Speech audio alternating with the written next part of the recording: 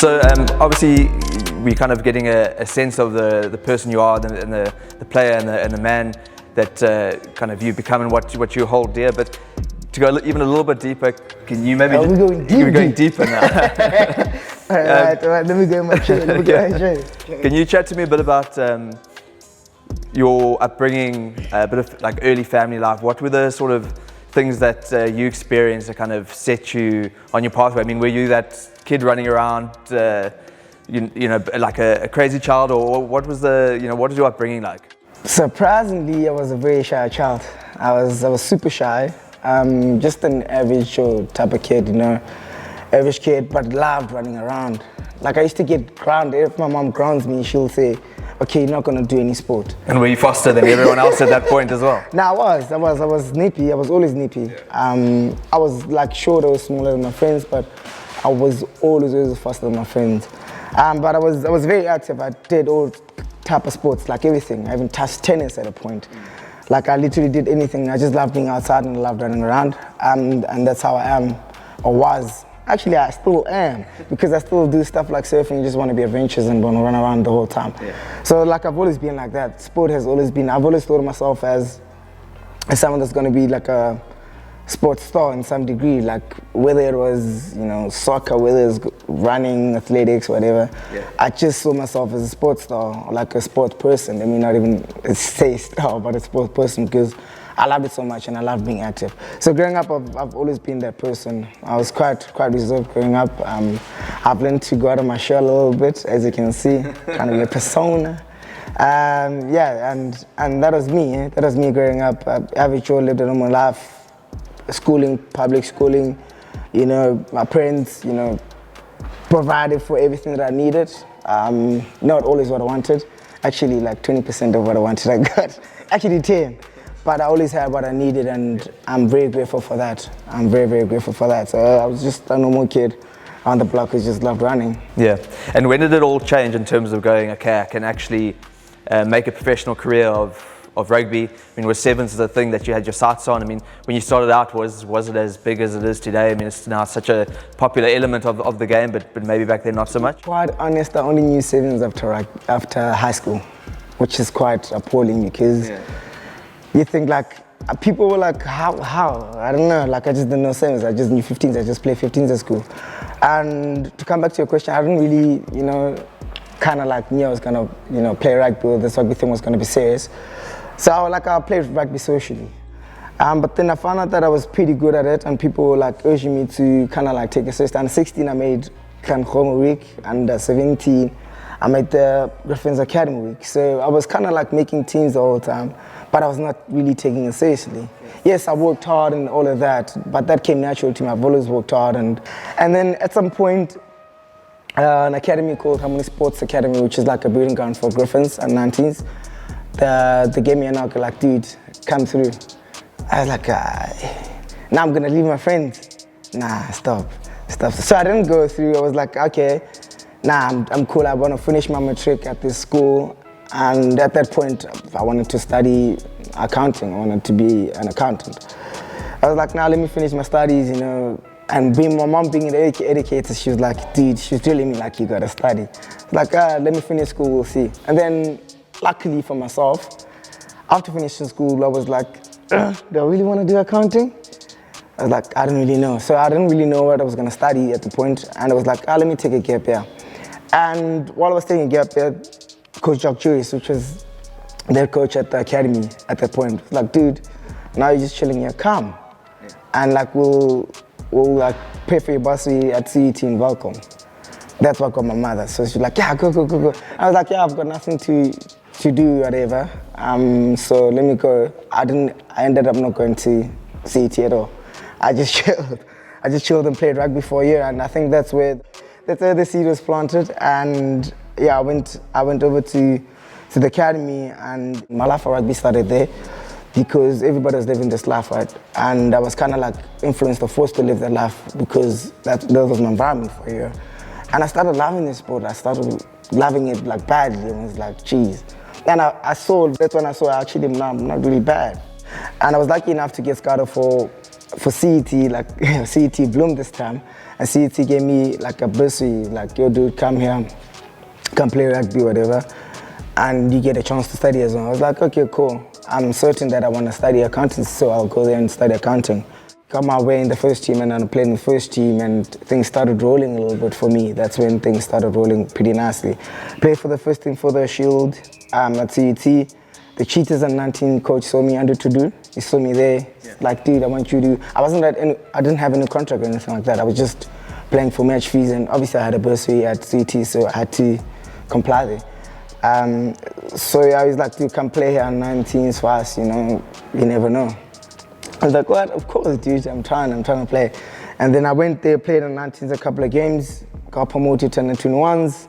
Yeah, things literally went quickly in that year. And while we had an off week, Coach Paul too invited me for Sevens camp for a week. So I came here in Stellenbosch for a week on trial basis.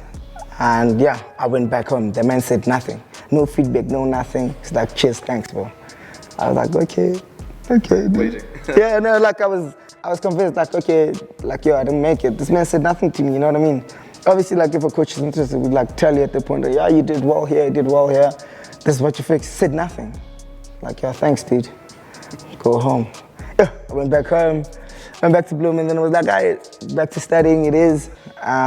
Went back to Bloom, wrote my exams. After my exams, actually during my exams, the man calls me.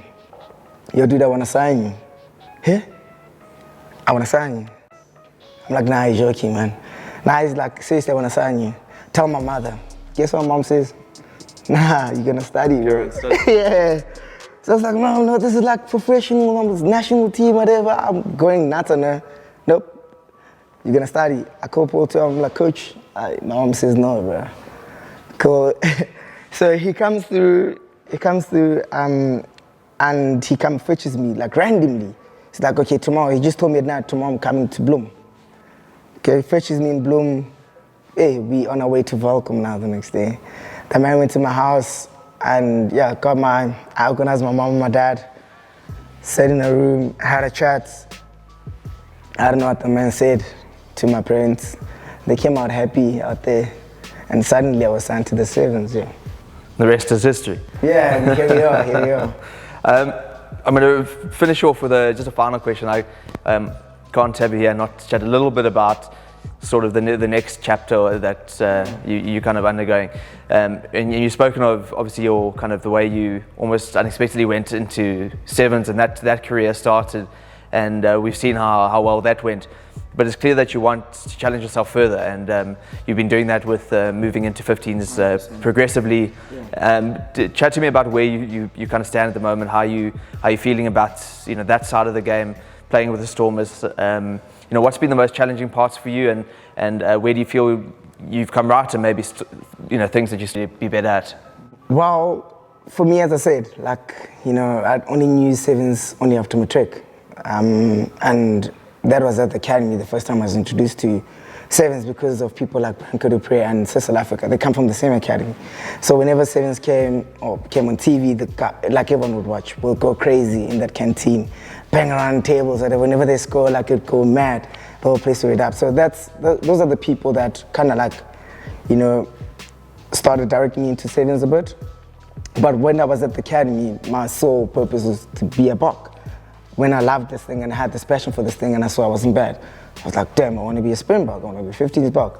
And then obviously I got swayed and went to the Sevens, which is amazing because I saw it as a stepping stone. I was like, yo, I want to do this, I want to do this properly. And while I was at the Sevens, I was like, oh, this is actually nice. At some point, I want to be the best in the world in Sevens for the period I was there. And yeah, luckily for me that happened, which is, it is surreal. It is ugly. I don't want to become too emotional about it, but it is really nice. It was great. But yeah, the whole focus for me, or my whole dream was to be a 15s Bok, and that was the initial dream. After doing that with the Sevens and winning a couple of titles with Sevens, I was like, okay, I've done this. Now let's move on to the next phase and let's do the ultimate dream now. And it's been quite challenging. I've been playing 15s for 3 years. Craig, you know, man. You know the stats. Yeah, that sounds It sounds good, eh? Yeah, let's call it 2 years. I'm playing 15s. That was on and off, but like I've been trying to be like pretty stationed at the 15s for about 2-3 years, right? And it's been quite frustrating that I've had a lot of injuries, which is kind of like stopped my growth. Because if you're not playing continuously, you always like you build a foundation, right? And you play 2 games, and then you get injured. Get injured for 6 weeks, okay? Get back to 0, build a foundation again, get injured for 4 weeks. Okay, cool. Build a foundation again, get injured for 9 months. Like what? So like I've never really gotten to, grab stake of 15s and be like, okay, I've built like a foundation. Now it's time to build that house, and that was frustrating for me. And I feel like I've grown quite a lot, as a person and mentally during this period, because like nothing happens for just in vain for things to happen. There's a lot of lessons that happens when things happen, and everything happens for a reason, right? So I've gotten to grow myself elsewhere, not on the playing ground, but elsewhere. And I really feel like now I'm starting to kind of like build onto something. And the things I'm kind of like, I've always been in like a natural attacking weapon, if you call it that. That's what you called it, actually. Yeah, so I've always been attack minded, and I love attacking. Everybody loves attacking. But the goal for me was to try and be a more rounded player. So like not only attack, but defend pretty well as well. Enter the racks, steal a couple of balls. High balls. High balls was like a huge work for me. Because obviously going 7s, you don't kick a ball, bro. High balls and kicking ball out of hand. Even though naturally I was a soccer player, so I can kick the ball pretty far, but obviously there's certain ways to, to kick a ball and different angles and when to kick a certain type of kick, there's all of that. So high balls and kicking game was a huge work on for me, and I feel like I'm getting there slowly, like we getting better. I'm not there yet, but I'm getting so much better at it. Like my high balls for this season alone have been really good. I think we're getting good returns from high balls and stuff like that. So if I just keep on working and got like a continuation, like you'll start seeing the gaps, man. It's a matter of time. Cool.